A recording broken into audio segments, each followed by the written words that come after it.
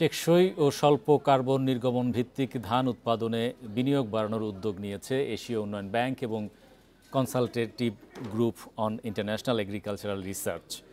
Bundle থাকলে প্রতি সেনমানিতে টাকা বাঁচবে। বিকাশ সেনমানি বান্ডেল কিনে জিতুন প্রতি লেনদেনে। এই কার্যক্রমের আওতায় প্রথম প্রকল্পগুলো নেওয়া হবে বাংলাদেশ, পাকিস্তান, ফিলিপাইন, কম্বোডিয়া এবং চীনে। এডিবি জানিয়েছে 2025 থেকে 30 সালের মধ্যে এই কর্মসূচিতে সর্বোচ্চ $150 কোটি বিনিয়োগ করবে সংস্থাটি, যার লক্ষ্য টেকসই উৎপাদন বৃদ্ধি, জলবায়ু পরিবর্তনের সঙ্গে খাপ খাওয়ানো এবং পানি ও কার্বনের প্রভাব কমানো। এটি মে মাসে ঘোষিত 2030 সালের মধ্যে খাদ্য ব্যবস্থা রূপান্তরে এডিবির $4000 কোটি বৃহত্তর প্রতিশ্রুতির অংশ। এতে এশিয়া ও প্রশান্ত মহাসাগরীয় অঞ্চলের কৃষকদের জীবনমান উন্নত হবে বলে আশা করছে এডিবি। গেটস ফাউন্ডেশন এ কাজে সহায়তা দিচ্ছে।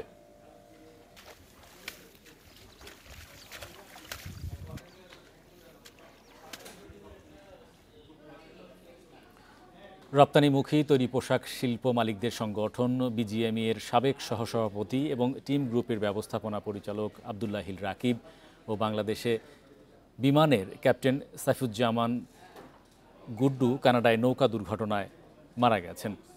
কানাডার স্থানীয় সংবাদ মাধ্যম সিটিভি নিউজের প্রতিবেদনে বলা হয়, রোববার বিকেলে স্টারজন থেকে লেকে এই দুর্ঘটনা ঘটে।